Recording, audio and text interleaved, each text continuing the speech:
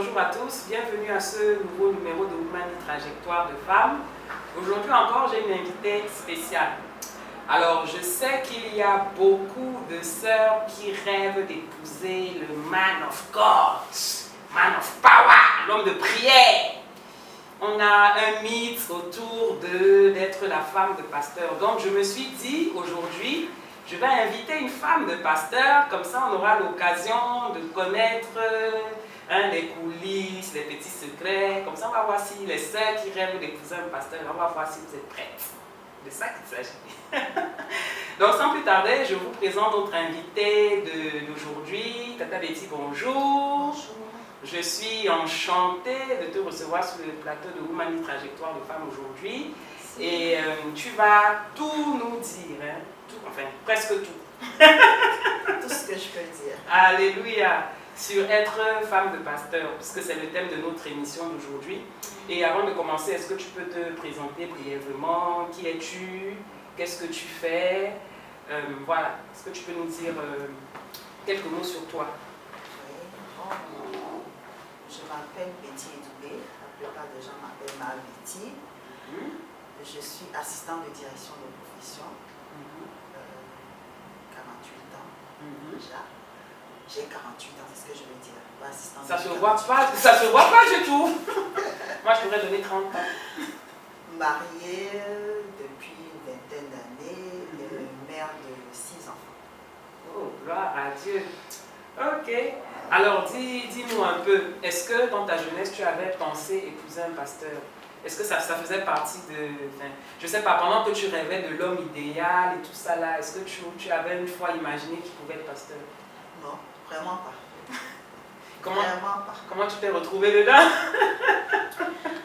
Je crois que ce n'est pas la volonté de Dieu. Il a fallu que je discerne et que j'accepte. Mais vraiment, ce n'était pas dans mes ambitions. Ok. Alors, est-ce que tu peux nous raconter un peu comment est-ce que tu as rencontré Papa? C'était au détour de...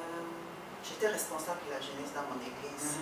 Bon, responsable d'une tranche de la jeunesse qui était composée de jeunes de plus de 20 ans, étudiants et chercheurs d'emploi. Et on avait besoin de quelqu'un de jeune également qui était déjà dans le monde professionnel, si on peut dire comme ça, qui peut nous donner quelques conseils pratiques. C'est donc à l'occasion que je fais appel à lui parce que je l'ai entendu prêcher une fois à l'église. Et c'est vrai que lorsqu'il a prêché à l'église la toute première fois que je l'ai entendu, c'était différent de ce qu'on avait l'habitude d'entendre. Il était déjà pasteur? Il était élève pasteur. Il était déjà sorti. Il était, je crois, aumônier à Saker à l'époque. D'accord.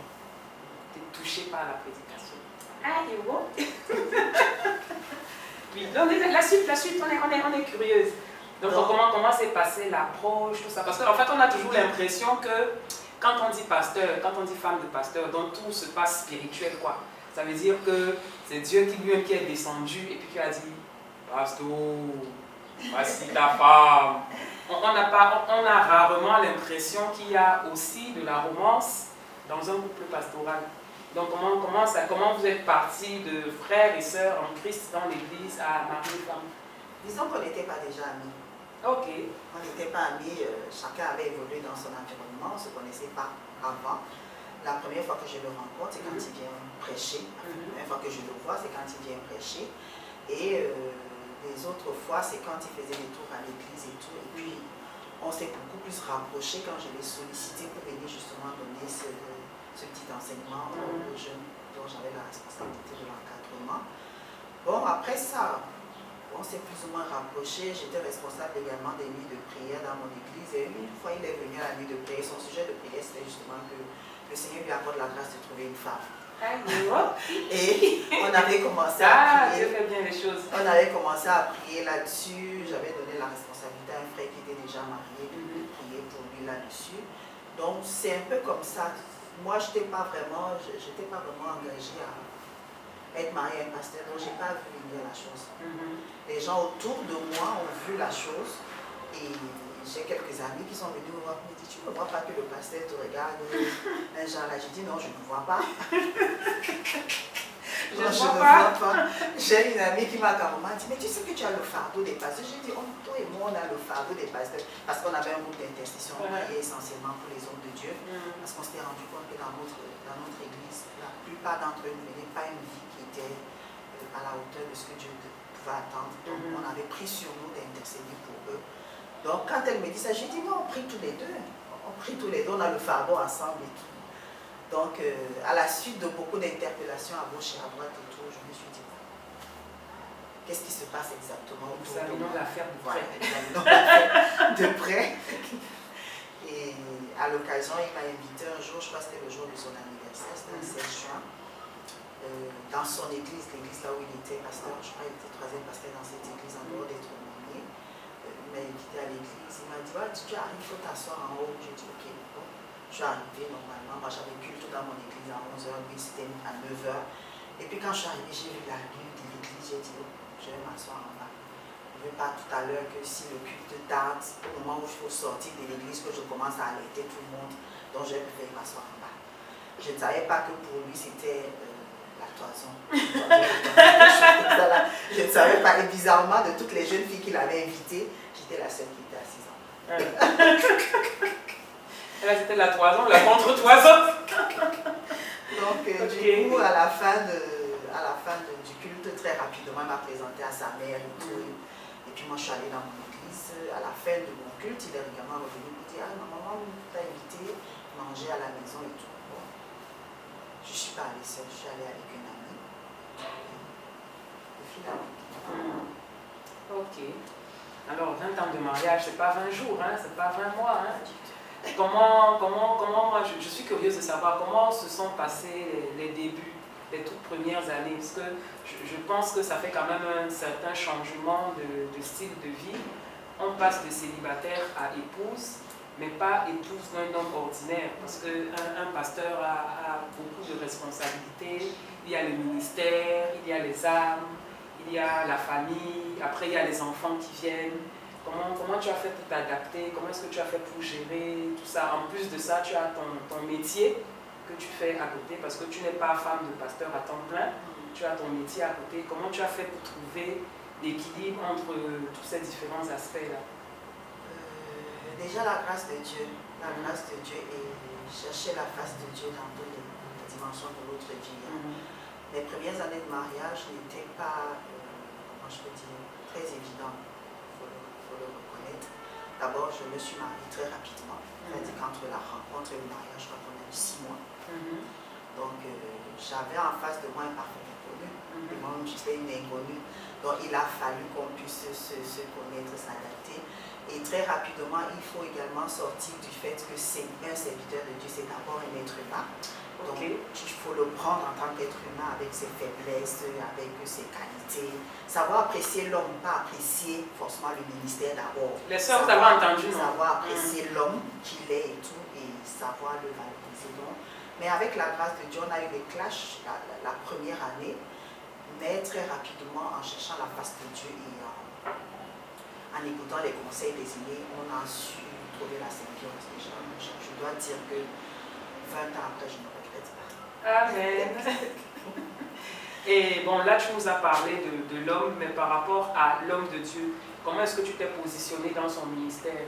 Parce qu'on a souvent l'image qu'on a souvent typiquement dans les églises, on a donc le pasteur, et puis on a sa femme qui arrive 3 ou 5 pas derrière, qui est une femme silencieuse, effacée. En plus de ça, on a dit que les femmes ne doivent pas prendre la parole à l'église, elles ne doivent pas prêcher, elles ne doivent pas. Donc du coup, on ne sait pas beaucoup ce que la femme du pasteur fait en dehors d'être la femme du pasteur. Comment est-ce que toi, tu as trouvé ta place dans son ministère? Disons que la description que tu as donnée tout à l'heure de ce qu'on attend de la femme du pasteur, de l'image qu'on a de la femme du pasteur, c'était exactement ça il y a 20 ans. Quand on rentrait dans le ministère, ma pasteur doit être souriante, gentille, accueillante, hospitalière et tout. Douce, soumise. Ce qui est une très bonne chose.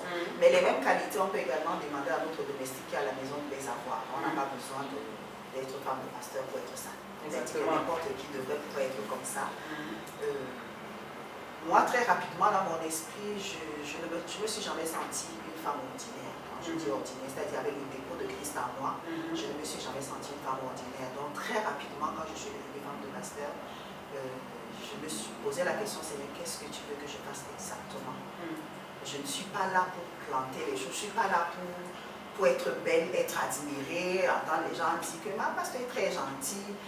Non, il y a quelque chose qui doit être fait. Je suis à ton service pour pouvoir faire ce que tu attends de moi que je fasse. Donc ça m'a permis rapidement de pouvoir déjà me découvrir, découvrir le plan de Dieu par rapport à moi. Et en passant, j'aimerais dire aux sœurs, l'objectif, ce n'est pas de se marier forcément avec un serviteur de Dieu. Mais avant de vous marier avec un serviteur de Dieu, connaissez qui vous êtes vous-même. Amen. Connaissez ce à quoi le Seigneur vous appelle. Ça fait en sorte que vous n'entrez pas dans le ministère et vous vous sentez étouffé parce que vous savez déjà vous-même ce à quoi le Seigneur vous appelle et vous allez pouvoir vous épanouir dans ce à quoi il vous appelle. Ok. Alors aujourd'hui, au quotidien, comment se déroule ton rôle de femme de pasteur? Je veux dire, comment se déroule ta semaine en dehors du fait que tu sois maman, en dehors du fait que tu aies un job? Côté ministère, comment se déroule ta semaine? Quel est ton apport dans le ministère? Disons que dans mon église, la femme de pasteur n'a pas une place particulière. Donc je suis un peu plus relaxe dans les activités que je crée ou alors que le Seigneur me permet de mettre en place. Ça peut être une fois ou deux fois par an. Mais en dehors de ça, en ce qui concerne le conseil ministère, dit que je conseille généralement les gens. Certaines personnes me sollicitent pour l'accompagnement. Donc c'est beaucoup plus ça. Ok. Et est-ce que tu peux nous raconter une anecdote d'une situation difficile que tu as vécue? Alors ça me fait penser à une histoire que le pasteur Funke avait raconté à une conférence une fois où elle était avec son mari, pasteur, femme de pasteur. Et donc il y a une sœur de l'église qui voulait parler au pasteur, qui s'est approchée d'eux et qui a dit bonjour au pasteur sans la saluer elle. Genre elle n'existe pas. Et la sœur était allée même jusqu'à arranger la cravate du pasteur. Donc elle raconte qu'elle était là à côté, elle bouillonnait, elle disait je vais sauter sur cette sœur, je vais la déchirer. Non mais de quel droit est-ce qu'elle touche à mon mari? Mais c'est quoi? Donc quelle est l'expérience que toi tu as vécue en tant que femme de pasteur et puis tu t'es dit Saint-Esprit prend le contrôle? Bon, les expériences comme ça, il n'en manque pas. Il n'en manque pas entre des personnes qui sciemment décident de vous ignorer et d'autres personnes qui vous ont tout simplement pas reconnu. On n'est pas forcément médiatisé comme nos époux, on n'est pas à la chair pour être reconnu tout le temps. Et moi particulièrement, j'aime bien être à l'ombre. Donc du coup, parfois je suis assise au milieu des gens, on parle de mon époux, on ne sait même pas que je suis la femme du pasteur. On ne sait même pas que je suis la femme du pasteur. Donc du coup, et puis très rapidement, quand j'ai compris l'environnement, je vois vraiment pas. Je ne vois vraiment pas quelque chose qui m'a véritablement fait mal là-dessus. J'ai vite compris l'environnement, puisque j'ai évolué dans l'église, donc j'ai vite compris l'environnement. Donc je passe sur beaucoup de choses. Ok. Et à contrario, est-ce que tu peux nous raconter une belle expérience que tu as vécue dans le cadre du ministère, soit par tes activités personnelles ou alors en accompagnant ton époux dans le ministère? Une belle expérience, quand je commence le ministère, comme je dis, je ne me sens pas une femme ordinaire. C'est-à-dire que je me rappelais à s'asseoir et être belle, être souriante et tout. Je commence le ministère et m'oublie des épouses de pasteurs. Parce que je me rends compte que la plupart d'entre elles ne savent pas véritablement ce à quoi elles sont appelées et à quoi consiste leur rôle et tout. Et j'étais dans une église où certains termes n'étaient pas très facilement acceptés, tels que la nouvelle naissance. Donc j'organise une première retraite spirituelle et je masque mon thème. Je savais que les intervenants allaient venir parler de la nouvelle naissance, mais je n'ai pas parlé, je n'ai pas mis ça en thème quoi. Mais, donc à la sortie de cette retraite où j'avais rassemblé une vingtaine d'épouses de pasteurs, il y a une maman qui s'exclame et elle dit waouh, 400 ans d'obscurité. Et je lui demande c'est quoi exactement, et elle me fait comprendre je suis à l'église depuis toutes ces années, je ne connaissais pas ces choses.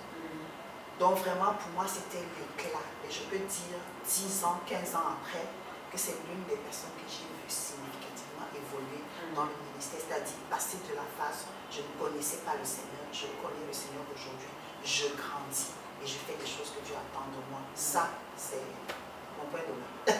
Amen. Le Seigneur a cette grâce. Ok. Comment est-ce que les enfants vivent le fait d'être parents de... Donc, toi, tu n'es pas pasteur, je vais dire attitré, tu ne portes pas le titre, mais de par ta fonction, femme de pasteur, tu es quand même appelée à suivre les âmes. Parce qu'on sait qu'être pasteur, ce n'est pas un titre, c'est une fonction. Est-ce que les enfants vivent une pression particulière du fait de leur statut, d'avoir un papa pasteur et une maman femme de pasteur? Est-ce que tu as l'impression que tes enfants sont des enfants ordinaires ou est-ce que tu as l'impression qu'il y a une pression particulière qui repose sur eux? Je crois que tous les enfants de pasteurs ont une pression ordinaire. L'intensité peut être moindre ou grande chez les uns et chez les autres, mais c'est une pression. Il y a une pression d'une manière ou d'une autre. Déjà, vous avez des parents que vous partagez avec beaucoup de personnes. Vraiment avec beaucoup de personnes. Et chez nous, particulièrement, la maison est ouverte. Donc, vraiment, vous avez des frères et des sœurs adoptifs à chaque église. On nous affecte d'une église à une autre. Donc, à tous les coups, vous rencontrez de nouvelles personnes. Vous devez vous adapter à ce nouvel environnement. C'est pas la même manière de penser dans toutes les églises et tout. Donc, c'est parfois énorme. Et parfois, je les ai entendus parler, dire, mais les gens s'imaginent que c'est facile pour nous d'être là tout le temps en train de recevoir, en train de partager le lit, en train de partager la nourriture et tout. On accepte, mais ce n'est pas que c'est évident. Mais je crois que par la grâce de Dieu, avec les prières et tout, ils réussissent à s'en sortir et à comprendre que bon, eux-mêmes aussi, nous ne sommes pas des enfants ordinaires. Amen. Mais nous sommes pratiquement à la fin de notre émission. La dernière question que moi je pouvais poser, c'est qu'est-ce que tu dirais à une sœur qui n'est pas encore dedans et qui se dit, qui regarde de loin un pasteur qui dit, je dois être femme de pasteur. C'est prestigieux quand même. Qu'on ne se le cache pas, c'est prestigieux d'être une femme de pasteur. Déjà, pour la première partie de la question, qu'est-ce que tu dirais à cette jeune sœur qui aspire à devenir l'épouse d'un pasteur? Conseil. Le conseil que je donnerai à une jeune dame, à une jeune femme qui voudrait devenir épouse de pasteur, c'est que connais-toi d'abord toi-même. Et tu n'es pas en train de te marier avec un pasteur seulement, tu es en train d'épouser un homme. Donc ne va pas d'abord avec l'intention du ministère, va d'abord dans l'intention des relations humaines, parce que tu vas rencontrer un être humain. Même s'il prie 50 heures et qu'il a le feu qui jaillit de son corps, ça reste un être humain. Tu seras confronté à ses défauts, tu seras confronté à son background d'éducation, tu seras confronté à ce qui est sa particularité, qui n'est pas forcément ta particularité. Et ça, c'est la chose la plus difficile souvent à gérer. Parce que quand on les voit de loin, on a l'impression que ce sont des personnes parfaites. Mais quand tu vis à l'intérieur, tu dois être confronté à ce genre à toutes ces situations. Et tu dois pouvoir l'aimer lui en tant qu'être humain avant de pouvoir aimer son ministère. Donc c'est un peu ça que je voudrais commencer par dire à une femme. Amen. Et le deuxième volet de la question, quel conseil tu donnerais à une jeune femme de pasteur, c'est-à-dire à une sœur qui vient fraîchement de se marier avec un homme de Dieu et qui est encore en train de chercher ses marques et de se demander est-ce que c'était une bonne idée? Je lui dirais, cherche avec Dieu. On est dans un ministère où on ne peut pas parler à tout le monde de nos difficultés.